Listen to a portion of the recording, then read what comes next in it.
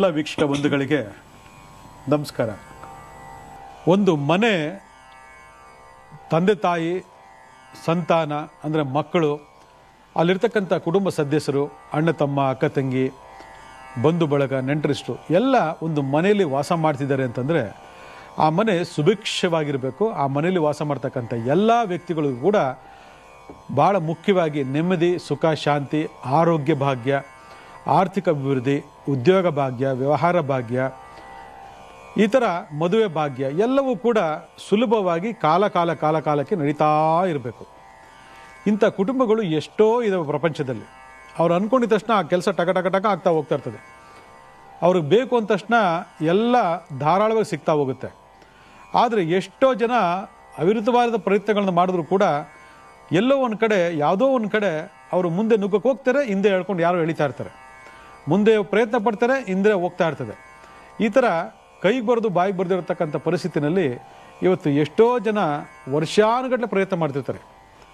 ಅದಕ್ಕೆ ಎಲ್ಲರೂ ಹೇಳೋದೇನೆಂದರೆ, ಈ ಮನೆಗೆ ಬಂದಮೇಲೆ ಯಾಕೋ ಸರಿ ಇಲ್ಲ.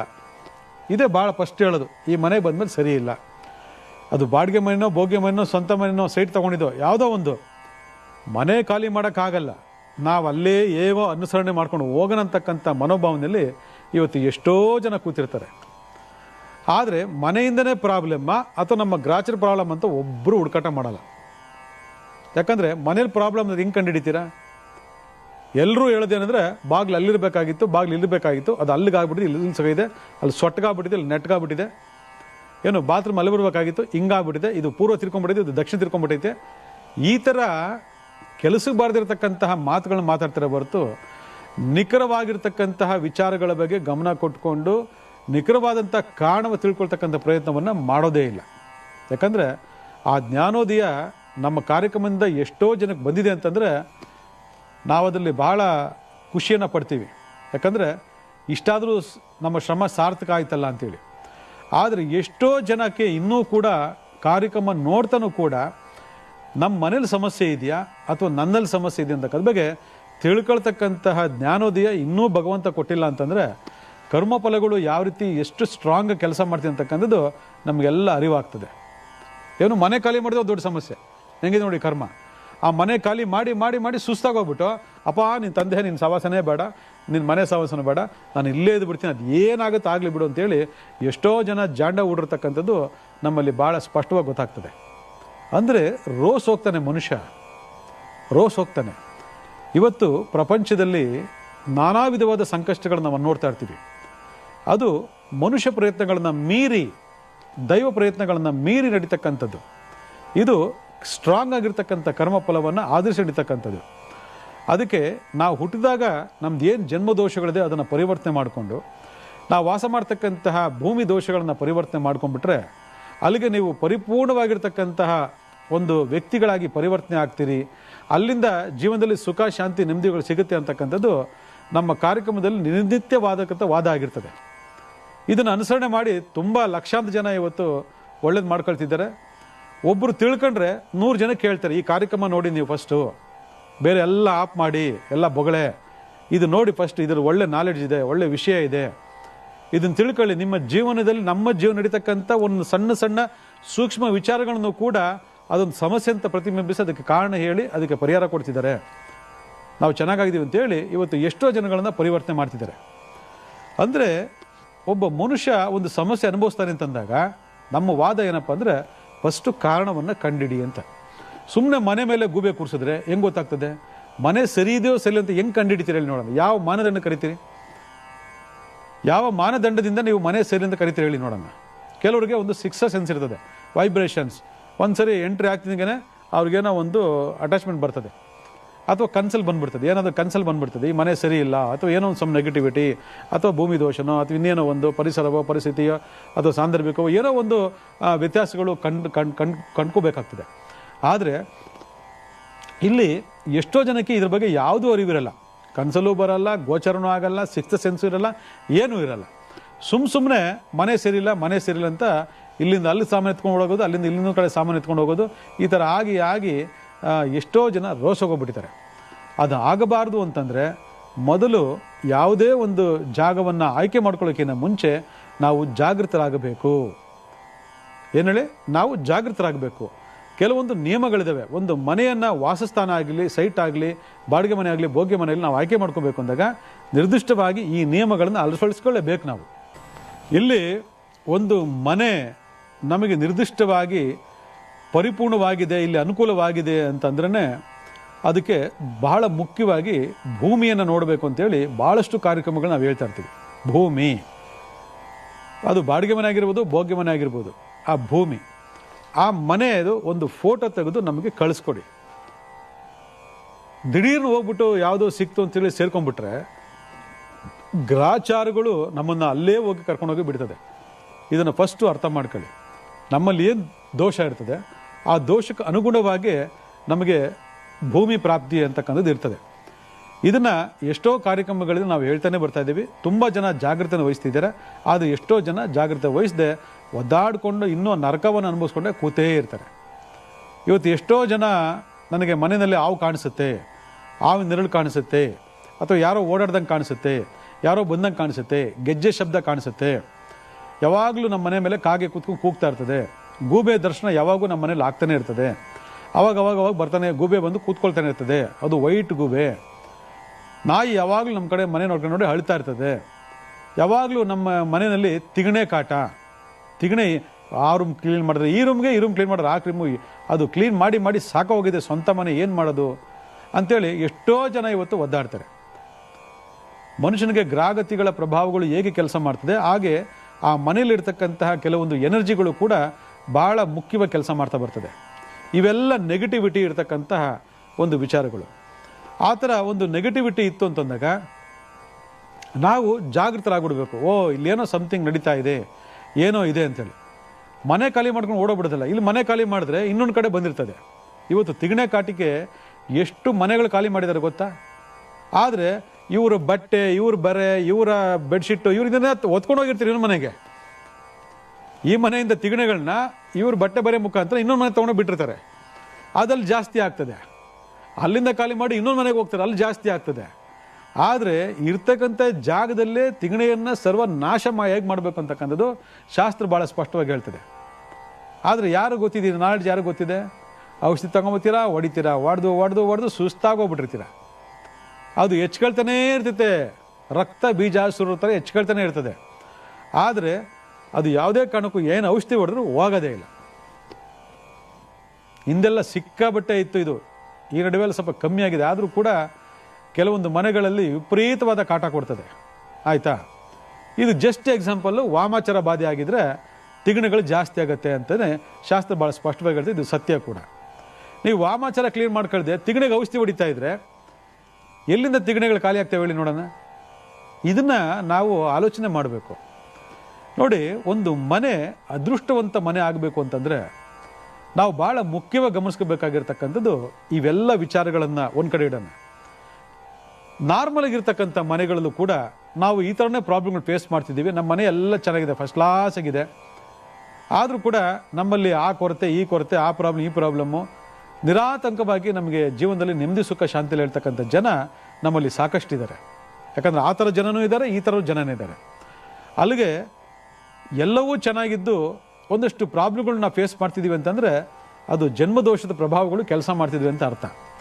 ಆ ಪ್ರಭಾವಗಳನ್ನು ನೀವು ವೈದಿಕ ಪರಿಹಾರ ಮಾಡೋ ಮುಖಾಂತರ ಕ್ಲಿಯರ್ ಮಾಡಿಕೊಂಡು ಅಥವಾ ತಂತ್ರ ಪರಿಹಾರ ಮಾಡೋ ಮುಖಾಂತರ ಕ್ಲಿಯರ್ ಮಾಡಿಕೊಂಡು ನೀವೇನು ಮಾಡಬೇಕು, ಭಾಳ ಮುಖ್ಯವಾಗಿ ನಿಮ್ಮ ಮನೆಯನ್ನು ಅದೃಷ್ಟಕರವಾಗಿರ್ತಕ್ಕಂಥ ಮನೆಯನ್ನಾಗಿ ಪರಿವರ್ತನೆ ಮಾಡಬೇಕು. ಒಂದು ತಿಗಣೆ ಮನೆ ಬಿದ್ದಾಗ ಮನೆ ಖಾಲಿ ಮಾಡು ಅಂತ ಹೇಳ್ತಕ್ಕಂಥ ಇದ್ರೆ ಹೊರತು ತಿಗಣೆ ಏನಕ್ಕೆ ಬಿತ್ತು ಅಂತಕ್ಕಂಥ ಬಗ್ಗೆ ಹೇಳೋರು ಒಬ್ಬರು ಇಲ್ಲ. ಇಂಥ ಪರಿಸ್ಥಿತಿನಲ್ಲಿ ಒಂದು ಮನೆ ಅದೃಷ್ಟವಂತ ಮನೆಯಾಗಿ ಮಾಡಬೇಕು ಅಂತಂದಾಗ ನಾವೇನು ಮಾಡಬೇಕು ಅಂತಂದರೆ ಭಾಳ ಮುಖ್ಯವಾಗಿ ಮನೆ ದೇವರು ಅಂತಕ್ಕಂಥದ್ದು ನಿಮಗೆಲ್ಲ ಗೊತ್ತೇ ಇರ್ತದೆ. ಮನೆ ದೇವರನ್ನ ನಾವು ಎಲ್ಲಿ ಸ್ಥಾಪನೆ ಮಾಡ್ತೀವಿ? ನಮ್ಮ ಮನೆಯ ಪೂಜಾ ರೂಮ್ನಲ್ಲಿ ಸ್ಥಾಪನೆ ಮಾಡಿರ್ತೀವಿ. ನಿಮ್ಮ ಮನೆ ಅದೃಷ್ಟವಂತ ಮನೆ ಆಗಬೇಕಂದ್ರೆ ಭಾಳ ಮುಖ್ಯವಾಗಿ ನೋಡ್ಕೋಬೇಕಾಗಿರ್ತಕ್ಕಂಥ ನಿಮ್ಮ ಮನೆಯ ಪೂಜಾ ರೂಮ್ ನೆನಪಿಟ್ಕೊಳ್ಳಿ. ಯಾಕಂದರೆ ಆ ಪೂಜಾ ರೂಮ್ನಲ್ಲಿ ನಮ್ಮ ಮನೆ ದೇವರು ಇರ್ತಾರೆ. ಎಷ್ಟು ಜನಕ್ಕೆ ಮನೆ ದೇವರಿದ್ದಾರೆ? ನಾವು ಹಲವಾರು ಸಂಚಿಗಳು ಹೇಳ್ತಾನೆ ಇದ್ದೀವಿ. ಮನೆ ದೇವ್ರನ್ನ ಬಿಟ್ಬಿಟ್ಟಿದ್ದೀರಾ. ಕೆಲವರು ಗಂಡು ದೇವರಿದ್ರೆ ಹೆಣ್ಣು ದೇವ್ರ ಅಡ್ರೆಸ್ಗೆ ಇರಲ್ಲ, ಹೆಣ್ಣು ದೇವ್ರ ಅಡ್ರೆಸ್ಗೆ ಇದ್ರೆ ಗಂಡು ದೇವ್ರ ಅಡ್ರೆಸ್ಗೆ ಇರಲ್ಲ.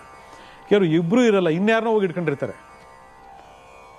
ಆಯಿತಾ? ಇಂಥ ಒಂದು ಸಂದರ್ಭದಲ್ಲಿ ನಮಗೆ ಮನೆ ದೇವರ ಅನುಗ್ರಹ ನಮ್ಮ ಪೂಜಾ ರೂಮ್ನಲ್ಲಿ, ನಮ್ಮ ದೇವರ ಮನೆಯ ಕೊಠಡಿಯಲ್ಲಿ ಅದು ಜಾಗೃತವಾಗಿ ನೆಲೆ ನಿಂತ್ಕೊಂಡಿಲ್ಲ ಅಂತಂದರೆ ಆ ಮನೆ ಹೇಗೆ ಅದೃಷ್ಟವಂತ ಮನೆ ಆಗ್ಲಿಕ್ಕೆ ಪರಿವರ್ತನೆ ಆಗಲಿಕ್ಕೆ ಸಾಧ್ಯ? ನೀವೇ ಹೇಳಿ ನೋಡೋಣ. ವರ್ಷಕ್ಕೊಂದ್ಸರಿ ಬರ್ತವೆ, ಆವಾಗ ಗಂಟೆ ಹೇಳ್ತೀವಿ. ಯಾಕೆ ಹೇಳಿದ್ರೆ ಟೈಮ್ ಇಲ್ಲ. ಶಿಫ್ಟು ಬೆಳಗ್ಗೆ 6 ಗಂಟೆಗಿಂದ 2 ಗಂಟೆ ಒಂದು ಶಿಫ್ಟು, ತಿರ್ಗಾ 2 ಗಂಟೆಯಿಂದ ಮಧ್ಯಾಹ್ನ ಒಂದು ಶಿಫ್ಟು. ನಾನು ಹೆಂಡ್ತಿನೂ ಕೆಲಸಕ್ಕೆ ಹೋಗ್ತಾಳೆ, ನಾನು ಗಂಡನೂ ಕೆಲಸಕ್ಕೆ ಹೋಗ್ತೀನಿ, ನನ್ನ ಮಕ್ಕಳು ಸ್ಕೂಲ್ಗೆ ಹೋಗ್ತಾರೆ. ಪೂಜೆ ಯಾರು ಮಾಡ್ತಾರೆ ಸ್ವಾಮಿ ಅಂತ ಭಾಳ ಜನ ಕೇಳ್ತಾರೆ. ಪೂಜೆ ಯಾಕೆ ಮಾಡಬೇಕು ಅನ್ನೋದ್ರ ಬಗ್ಗೆ ಫಸ್ಟ್ ನಮಗೆ ಅರಿವಿದ್ರೆ, ನಮಗೆ ಯಾವುದೇ ಶಿಫ್ಟ್ ಇದ್ದರೂ, ಎಂಥದ್ದೇ ಕೆಲಸ ಇದ್ದರೂ, ಎಂಥದ್ದೇ ಕಷ್ಟ ಇದ್ದರೂ ನಾವು ಭಗವಂತನ ಮೊರೆ ಹೋಗ್ತೀವಿ ಅಂತಕ್ಕಂಥದ್ದು ನಮ್ಮ ಅಭಿಪ್ರಾಯ. ಆಯಿತಾ? ಈಗ ಪೂಜೆ ಯಾಕೆ ಮಾಡ್ತೀರ ಅಂತ ಕೇಳಿದ್ರೆ, ಊಟ ಯಾಕೆ ಮಾಡ್ತೀರ ಅಂತ ಕೇಳ್ಬೇಕು ನಾನು ನಿಮಗೆ, ಅಲ್ವೇನಮ್ಮ? ಊಟ ಯಾಕೆ ಮಾಡ್ತೀರಾ? ನಿಮಗೆ ಗೊತ್ತು ಊಟ ಯಾಕೆ ಮಾಡಬೇಕು ಅಂತ. ಆಯಿತು, ಮೊಬೈಲ್ಗೆ ಚಾರ್ಜಿಂಗ್ ಯಾಕೆ ಮಾಡ್ತೀರಾ? ಡೈಲಿ ಯಾಕೆ ಮಾಡ್ತೀರಾ? ಮೊಬೈಲ್ ಚಾರ್ಜಿಂಗ್ ಯಾಕೆ ಮಾಡ್ತೀರಾ? ಹಂಗೆ ಹೋಗಿ ಬೇಡ. ಯಾಕೆ ದಿನ ಯಾಕೆ ಸ್ನಾನ ಮಾಡ್ತೀರಾ ನೀವು? ಕೆಲವರು ಮಾಡೋದು ಅದು ಬೇರೆ ವಿಚಾರ, ಮಾಡೋರು ಕೇಳ್ತಾ ಇದ್ದೀನಿ ನಾನು. ದಿನ ಯಾಕೆ ಸ್ನಾನ ಮಾಡ್ತೀರಾ ನೀವು? ಹಂಗೆ ಎದ್ದು ಹಿಂಗೆ ಹೋಗ್ತಾ ಇರಿ ಸೀದಾ? ಹೇಳಿ ನೋಡೋಣ. ವರ್ಷಕ್ಕೊಂದ್ಸರಿ ಹಬ್ಬ ಆದರೂ ಯಾಕೆ ಮಾಡ್ತೀರಾ ನೀವು? ಮನೇಲಿ ಸತ್ಯನಾರಾಯಣ ಸ್ವಾಮಿ, ಗಣಪತಿ ಪೂಜೆ, ಆ ಹೋಮ ಈ ಹೋಮ ಇವೆಲ್ಲ ಯಾಕೆ ಮಾಡ್ತೀರಲ್ಲ? ಬಿಟ್ಟಾಕ್ಬಿಡಿ. ಒಂದು ಮನೆ ಅಂತಂದಾಗ ತಂದೆ ತಾಯಿ ಮಕ್ಕಳು ಅಂತಲ್ಲ. ತಂದೆ ಸರಿ ಇದ್ರೆ ಮಕ್ಳು ಸರಿ ಇರಲ್ಲ, ಮಕ್ಳು ಸರಿ ಇದ್ರೆ ತಂದೆ ತಾಯಿ ಸರಿ ಇರಲ್ಲ, ತಾಯಿ ಸರಿ ಇದ್ರೆ ಮಗಳಿಗೆ ಸರಿ ಇಲ್ಲ, ಮಗಳಿಗೆ ಸರಿ ಇದ್ರೆ ಅಲ್ಲಿ ಯಾರು ನೆಂಟರು ಅವ್ರು ಸರಿ ಇರಲ್ಲ. ಆಯಿತಾ? ಈ ಥರ ಒಂದು ಇಕ್ಕಟ್ಟಾದ ಪರಿಸ್ಥಿತಿಯಲ್ಲಿ ಎಷ್ಟೋ ಕುಟುಂಬಗಳಿದ್ದಾವೆ ಇವತ್ತು ಭಾಳ ಜನ ಹೇಳ್ತೀರಾ, ನಾನು ಮಲ್ಕೊಂಡೆ, ನನ್ನ ಹೆಂಡ್ತಿ ಮಲ್ಕೊಂಡ್ಲು, ನನ್ನ ಹೆಂಡ್ತಿ ಮಲ್ಕೊಂಡ್ಲು, ನಮ್ಮ ಅಪ್ಪ ಮಲ್ಕೊಂಡ, ನಮ್ಮ ಅಪ್ಪ ಮಲ್ಕೊಂಡ್ಲು, ನಮ್ಮ ಅಮ್ಮ ಮಲ್ಕೊಂಡ್ಲು, ಇವ್ರದೆಲ್ಲ ಒಂದಾಯ್ತು, ಈಗ ಮಕ್ಕಳು ಮಲ್ಕೊತಾವ್ರೆ ಅಂತಾರೆ. ಏನಿದೆಲ್ಲ? ಹೆಂಗೆ ಸಾಧ್ಯ ಹೇಳಿ ನೋಡೋಣ? ಅಂದರೆ ಏನೆಲ್ಲ ಲೈನ್ ಬೈ ನಿಂದಿಗೆ ಪ್ರಾಬ್ಲಮ್ಗಳು ಬರ್ತದಾ? ಕಾಯಿಲೆಗಳು ಬರ್ತದಾ? ಇಲ್ಲ ತಾನೇ? ಯಾಕೆ ಬರ್ತದೆ? ಅಲ್ಲಿ ಆ ಎನರ್ಜಿ ಕೆಲಸ ಮಾಡ್ತಿದೆ. ಯಾವ ಎನರ್ಜಿ? ನೆಗೆಟಿವ್ ಎನರ್ಜಿ ಕೆಲಸ ಮಾಡ್ತಿದೆ. ಅದಕ್ಕೆ ಅಲ್ಲಿ ಯಾವುದೇ ಕಾರಣಕ್ಕೂ ಒಂದು ಪರಿವರ್ತನೆ ಮಾಡ್ತಕ್ಕಂತಹ ಅಥವಾ ಎಂಥದ್ದೇ ನೆಗೆಟಿವ್ ಶಕ್ತಿಯನ್ನು ಒಡೆದೋಡಿಸ್ತಕ್ಕಂಥ ಒಂದು ಶಕ್ತಿ ಕೇಂದ್ರ ನಿಮ್ಮ ಮನೇಲಿ ಇಲ್ಲ ಅಂತ, ಒಂದು ಶಕ್ತಿ ಎನರ್ಜಿ ಇಲ್ಲ ಅಂತ ಆಗಿದ್ದಾಗ, ಮನೆ ದೇವರು ಇಲ್ಲ ಅಂತಂದಮೇಲೆ ಏನು ಪ್ರಯೋಜನ? ಇದು ಪ್ರತಿಯೊಬ್ಬ ನಾಗರಿಕನು, ಪ್ರತಿಯೊಬ್ಬ ಪ್ರಜೆಯೂ ಕೂಡ ಹಿಂದೂ ಸಂಸ್ಕೃತಿಯಲ್ಲಿ ಹುಟ್ಟಿ ಇದರ ಬಗ್ಗೆ ಯೋಚನೆ ಮಾಡ್ತಕ್ಕಂಥದ್ದು ಭಾಳ ಮುಖ್ಯ. ಮನೆ ಅದೃಷ್ಟಮಯವಾಗಿರಬೇಕು ಅಂತಂದರೆ ನಮಗೆ ಪೂಜೆ ಮಾಡಲಿಕ್ಕೆ ಟೈಮ್ ಇಲ್ಲ ಅಂತಂದರೆ ಪೂಜೆ ಮಾಡಲೇಬೇಕು ಅಂತಕ್ಕಂತಹ ಒಂದು ಸಲಹೆಯನ್ನು ನಾನು ನಿಮಗೆ ಕೊಡ್ತಾ ಇದ್ದೀನಿ. ಒಂದು 10 ನಿಮಿಷ 5 ನಿಮಿಷ ಆದರೂ ಪರವಾಗಿಲ್ಲ, ನೀವು ಮಾಡಲೇಬೇಕು. ಭಗವಂತನಿಗೆ ಸಮಯ ಮೀಸಲಿಡಬೇಕು. ಅವನು ನಿಮ್ಮ ಸಮಯ ಮೀಸಲಿಡಬೇಕು ಅಂದರೆ ಅವನು ನೀವು ಸಮಯ ಕೊಡಲೇಬೇಕು. ಇದು ನಿಯಮ. ಒಂದನೇದು, ಯಾವಾಗಲೂ ಕೂಡ ಒಂದು 18 ನವಿಲು ಗರಿಗಳು ತೊಗೊಳ್ಳಿ. 18 ನವಿಲು ಗರಿಗಳನ್ನು ಯಾವಾಗಲೂ ದೇವ್ರ ಮನೆಯಲ್ಲಿ ಪ್ರತಿಷ್ಠಾಪನೆ ಮಾಡಿದ್ರೆ ಸುಬ್ರಹ್ಮಣ್ಯ ದೇವರ ಅನುಗ್ರಹ ಯಾವಾಗಲೂ ಇರ್ತದೆ. ಯಾಕಂದರೆ ನಾವು ಆ ಫೋಟೋ ಇಡ್ತೀವಿ, ಈ ಫೋಟೋ ಇಡ್ತೀವಿ, ಕೆಲವೊಂದು ಎನರ್ಜಿ ಇರ್ತದೆ, ಕೆಲವೊಂದು ಎನರ್ಜಿ ಇರಲ್ಲ. ಆದಷ್ಟು ನಾವು ಈ ಥರ ಒಂದು ತಂತ್ರಗಳನ್ನು ಅಳವಡಿಸ್ಕೊಂಡ್ರೆ ಭಾಳ ಒಳ್ಳೆಯದು. 18 ನವಿಲು ಗರಿಗಳು. ಭಗವಂತನಿಗೆ ಯಾವಾಗಲೂ ಕೂಡ ಬಾಳೆ ಎಲೆಯಲ್ಲಿ ನೈವೇದ್ಯ ಮಾಡ್ತಕ್ಕಂಥದ್ದು ಸೂಕ್ತವಾಗಿರ್ತಕ್ಕಂಥ. ನೀವೇನು ತಿನ್ನಕ್ಕೆ ಮಾಡ್ಕೊಂಡಿದ್ರೆ ಬೆಳಗ್ಗೆ ಹೊತ್ತು ಅದನ್ನೇ ನೈವೇದ್ಯಕ್ಕಿಡಿ, ಬಹಳ ಒಳ್ಳೆಯದು. ಈ ಬಾಳೆಯಲ್ಲಿ ಯಾವಾಗಲೂ ನೈವೇದ್ಯ ಇಡ್ತಕ್ಕಂಥದ್ದು ಗುರು ಶುಕ್ರನ ಜಾಗೃತ ಮಾಡ್ತಕ್ಕಂಥ ವ್ಯವಸ್ಥೆ ಆಗ್ತದೆ. ನೋಡಿ, ನಾವೇನು ಮಾಡ್ತೀವಿ ಅದರ ಮೇಲೆ ಕೆಲವೊಂದು ಗ್ರಹಗಳ ಆಕ್ಟಿವೇಶನ್ ಸ್ಟಾರ್ಟ್ ಆಗ್ತದೆ, ಗುರು ಶುಕ್ರರ ಆಕ್ಟಿವೇಶನ್ ಸ್ಟಾರ್ಟ್ ಆಗ್ತದೆ. ಇದನ್ನು ಮಾಡ್ಕೊಳ್ಳಿ. ಹಾಗೆ ಯಾವಾಗಲೂ ಕೂಡ ಮಹಾಲಕ್ಷ್ಮಿ ನಿಮಗೆಲ್ಲ ಗೊತ್ತು, ಈಗಾಗಲೇ ಹಲವಾರು ಸಂಚಿಕೆಗಳು ನಾವು ಹೇಳಿದ್ದೀವಿ. ಆ ಮಹಾಲಕ್ಷ್ಮಿಗೆ ಕೊಬ್ಬರಿ ಎಣ್ಣೆ ಅಥವಾ ತುಪ್ಪದ ಎಣ್ಣೆಯನ್ನು ಯಾವಾಗಲೂ ಬೆಳಗಿಸಿ. ನಿಮಗೆ ಸಮಯ ಇಲ್ವಾ? ಎಲ್ಲ ಸ್ವಚ್ಛ ಮಾಡಿದ್ರ, ಹೂವು ಇಟ್ಟರ, ಕೊಬ್ಬರಿ ಎಣ್ಣೆ ದೀಪ ಇಟ್ಟು ಅಥವಾ ತುಪ್ಪದಲ್ಲಿ ದೀಪ ಇಟ್ಬಿಟ್ಟು ಒಂದು ಸಂಕಲ್ಪ ಮಾಡಿ ಹೋಗ್ತಾ ಇರಿಸಿದೆ. ಆ ದೀಪ ಬೆಳಗುವಂತಹ ಎನರ್ಜಿ ಮಹಾಲಕ್ಷ್ಮಿ ಶಕ್ತಿಯಲ್ಲ, ನಿಮ್ಮ ಧನ ಸಂಪತ್ತನ್ನು ಜಾಗೃತವಾಗಿ ಮಾಡ್ತದೆ. ನೋಡಿ, ಅದಕ್ಕೆ ದೀಪ ಉರಿಬೇಕು ಅಂತ ಹಾಗಾಗಿ ಹೇಳ್ತಾ ಇರ್ತೀವಿ. ಅದನ್ನು ಮಾಡ್ತಾ ಬನ್ನಿ. ನೆಕ್ಸ್ಟು, ಯಾವಾಗಲೂ ಕೂಡ ವಿಶೇಷವಾಗಿ ಕಳಶ ಸ್ಥಾಪನೆ ಮಾಡಿ ಕಳಶ ಇಟ್ಟು ಪೂಜೆ ಮಾಡಬೇಕು ಅಂತಂದರೆ ಯಾವಾಗಲೂ ಕೂಡ ಅಕ್ಕಿಯನ್ನು ಇಟ್ಟು ಪೂಜೆ ಮಾಡಬೇಕಂತೆ. ಮನೆಯಲ್ಲಿ ಉಪಯೋಗಿಸ್ತಕ್ಕಂತಹ ಈ ಅನ್ನ ಏನು ಮಾಡ್ತೀರಿ, ಆ ಅನ್ನದಲ್ಲಿ ಉಪಯೋಗ ಮಾಡ್ತಕ್ಕಂಥ ಅಕ್ಕಿ ಏನಿದೆ ಅದನ್ನು ಕಳಶ ಸ್ಥಾಪನೆ ಮಾಡಬೇಕಂದಾಗ ಅಕ್ಕಿ ಮೇಲೆ ಕಳಶ ಇಟ್ಟು ಪೂಜೆ ಮಾಡ್ತಕ್ಕಂಥದ್ದು ನಿಮಗೆಲ್ಲ ಗೊತ್ತಿದೆ. ಆದರೆ ಇಲ್ಲೇನಾಗತ್ತಂದರೆ ಅಡುಗೆಗೆ ಬಳಸ್ತಕ್ಕಂಥ ಅಕ್ಕಿಯನ್ನೇ ದೇವ್ರ ಮನೇಲಿ ಜಾಗ ಇದ್ದರೆ ಇಟ್ಬಿಟ್ಟು ಬಳಸ್ತಕ್ಕಂಥದ್ದು ಅನ್ನಪೂರ್ಣೇಶ್ವರಿಯ ಸಕಲ ಅನುಗ್ರಹ ಸಿಕ್ಕಿ ಅಲ್ಲಿ ಆರೋಗ್ಯ ಸಮೃದ್ಧಿ ಆಗುತ್ತೆ ಅಂತೇಳಿ ಶಾಸ್ತ್ರ ಭಾಳ ಸ್ಪಷ್ಟವಾಗಿ ಹೇಳ್ತದೆ. ಅದರಿಂದ ಇವೆಲ್ಲ ನಾವು ಆಚರಣೆಗಳು ಮಾಡ್ತಾ ಬಂದರೆ ತುಂಬ ಚೆನ್ನಾಗಿ ಕ್ಲಿಕ್ ಆಗ್ತೀರ. ಅದಾದಮೇಲೆ ಯಾವಾಗಲೂ ಕೂಡ ಹೊರಗಡೆ ರಂಗೋಲಿ ಬಿಡಬೇಕು ಅಂದರೆ ಅಕ್ಕಿ ಹಿಟ್ಟಿನಿಂದ ರಂಗೋಲಿ ಬಿಟ್ಟರೆ ಭಾಳ ಭಾಳ ಒಳ್ಳೆಯದು. ನೋಡಿ, ಅಕ್ಕಿ ಹಿಟ್ಟಿಂದ ರಂಗೋಲಿ ಬಿಟ್ಟರೆ 1000 ಜನ ಊಟ ಮಾಡ್ತಾರಂತೆ. ಆ 1000 ಜನ ಊಟ ಮಾಡಿದ್ದು ಪುಣ್ಯ ನಿಮಗೆ ಸೇರ್ತದೆ. ನಿಮ್ಗೆ ಆಶ್ಚರ್ಯ ಆಗ್ಬೋದು, ಯಾರಪ್ಪ ಇದು ಅಕ್ಕಿ ಹಿಟ್ಟಲ್ಲಿ ರಂಗೋಲಿ ಬಿಟ್ಟರೆ 1000 ಜನ ಯಾರಪ್ಪ ಊಟ ಮಾಡ್ತಾರಂತೆ, ಅದಕ್ಕೆ ನಿಮ್ಗೆ ಪುಣ್ಯ ಬರ್ತದೆ ಅಂತ ನೀವು ಕೇಳ್ಬೋದು. Very simple. ಅಕ್ಕಿ ಹಿಟ್ಟಿಗೆ ಒಂದು ಸ್ವಲ್ಪ ಸಕ್ಕರೆಯನ್ನು ಮಿಕ್ಸ್ ಮಾಡಿ ನೀವು ರಂಗೋಲಿ ಬಿಟ್ಟಿದ್ದ ಪಕ್ಷದಲ್ಲಿ 1000 ಜನ ಅಂತಂದರೆ 1000 ಇರುವೆಗಳು ಬಂದು ಒತ್ಕೊಂಡೋಗಿ ಅದನ್ನ ಇಟ್ಕೊಂಡು ಊಟ ಮಾಡ್ತವೆ. ಅವು ಆ ಊಟ ಮಾಡಿದ್ದ ಪುಣ್ಯ ನಿಮಗೆ ಸೇರ್ತದೆ. ಕೋಟಿ ಕೋಟಿ ಪಾಪವನ್ನು ಮಾಡಿರಲಿ, ಇರುವೆಗಳಿಗೆ ಉಣಬಡಿಸ್ತಕ್ಕಂಥದ್ದು ನಿಮ್ಮ ಸರ್ವ ದೋಷವನ್ನು ಪರಿಹಾರ ಮಾಡ್ತಕ್ಕಂಥ ಒಂದು ಅದ್ಭುತವಾದಂಥ ಪರಿಹಾರ ಅಂತಂದರೆ, ನಮ್ಮ ಹಿರಿಯರೆಲ್ಲ ಎಷ್ಟೋ ಜನ ಈ ಪ್ರಕ್ರಿಯೆ ಮಾಡಿಸ್ತಿದ್ರು. ಹೋಗಲೆಲ್ಲ ಇರುವೆ ಬಿಡ್ತಿದ್ರು, ಇರುವೆ ಜಾಗದಲ್ಲೆಲ್ಲ ಹೋಗಿ ಸಕ್ಕರೆ ಹಾಕ್ಬಿಟ್ಟು ಬರ್ತಿದ್ರು, ಅಕ್ಕಿ ಹಾಕಿ ಬರ್ತಿದ್ರು. ನಮಗೆ ಟೈಮ್ ಇಲ್ಲ ನಾವೆಲ್ಲ ಮಾಡಲ್ಲ. ಮಾಡಬೇಡಿ, ಈ ಪಾಪಕರ್ಮ ಗ್ರಾಚಾರಗಳನ್ನು ಅನುಭವಿಸಿ ಅಂತೇಳಿ ದೇವರು ಸ್ಪಷ್ಟವಾಗಿ ಹೇಳ್ತಾನೆ. ಇದನ್ನು ಮಾಡ್ಕೊಳ್ಳಿ. ಮುಂದೆ ಯಾವಾಗಲೂ ಕೂಡ ಲಕ್ಷ್ಮಿ ಅನುಗ್ರಹ ಆಗಬೇಕು ಅಂತಂದರೆ ಮುಖ್ಯ ಬಾಗಿಲಿಗೆ ಮಂಗಳವಾರ ಮತ್ತು ಶುಕ್ರವಾರ ನೀವು ತಳಿರು ತೋರಣಗಳಿಂದ ಅಲಂಕಾರ ಮಾಡಿ ಅಂತ ಹೇಳ್ತದೆ. ಅಯ್ಯೋ, ಇದಕ್ಕೆ ಟೈಮ್ ಇಲ್ಲ ಅಂತಂದರೆ ನಾವು ಏನು ಮಾಡೋಣ ಹೇಳಿ? ಎಲ್ಲದಕ್ಕೂ ಟೈಮ್ ಇಲ್ಲ ಅಂದರೆ ಏನು ಮಾಡೋಕ್ಕಾಗಲ್ಲ. ಮಾಡ್ಕೋಬೇಕು. ಯಾರಿಗೊಬ್ರಿಗೆ ಹೇಳ್ಬೇಕು, ಗಂಡ ತಪ್ಪ ಹೆಂಡತಿ ಗಂಡನಿಗೆ ಅತ್ತನಿಗೆ ಮಾವನಿಗೆ ಹೇಳ್ಬೇಕು, ಸಂಜೆ ಹಾಕ್ಬಿಟ್ಟು ನಾನು ಬಂದು ಸಂಜೆ ಪೂಜೆ ಮಾಡ್ತೀನಿ ಅಂತ ಹೇಳಬೇಕು. ತಳಿರು ತೋರಣ ಮಾವನೆಲ್ಲ ಕಟ್ಟಲೇಬೇಕು, ಕಂಪಲ್ಸರಿ, ಆಯ್ತಲ್ವಾ? ಇನ್ನು ನೆಕ್ಸ್ಟು ಮನೆಯಲ್ಲಿ ಯಾವಾಗಲೂ ಕೂಡ ದೈವ ಶಕ್ತಿ ಜಾಗೃತವಾಗಿರಬೇಕು ಅಂದರೆ ಇನ್ನೊಂದು ತಂತ್ರ ಪ್ರಯೋಗ ಬರ್ಕೊಳ್ಳಿ. ಒಂದು ತಾಮ್ರದ್ದು ಚೊಂಬು ತಗೊಳ್ಳಿ. ತಾಮ್ರ ಚೊಂಬು ತಗೊಂಡು ಅದು ತುಂಬ ಏನು ಮಾಡಬೇಕು, ನೀವು ಪನ್ನೀರನ್ನು ಸುರಿದೆ. ಪನ್ನೀರು ಸುರಿಬಿಟ್ಟು ಒಂದು ಸ್ವಲ್ಪ ಪಚ್ಚೆ ಕರ್ಪೂರ, ಏಲಕ್ಕಿ, ಲವಂಗ ಇವೆಲ್ಲ ಹಾಕ್ಬಿಟ್ಟು ದೇವ್ರ ಮನೇಲಿ ತಗೊಂಡು ಇಡಿ, ಆಯಿತಾ? ಅದು ಮಂಗಳವಾರ ಶುಕ್ರವಾರ ಯಾವ ಬೇಕಾದ್ರೂ ಹಿಡಿ, ಆಯಿತಾ? ಈ ಒಂದು ಸರಿ ಬಾಗಿಲು ಮುಚ್ಚಿ ಬಾಗಿಲು ತೆಗಿರಿ, ಘಮ್ಮಂತ ಸುಗಂಧವಾಗಿರ್ತಕ್ಕಂಥ ಒಂದು ವಾತಾವರಣ ಉತ್ಪತ್ತಿ ಆಗ್ತದೆ.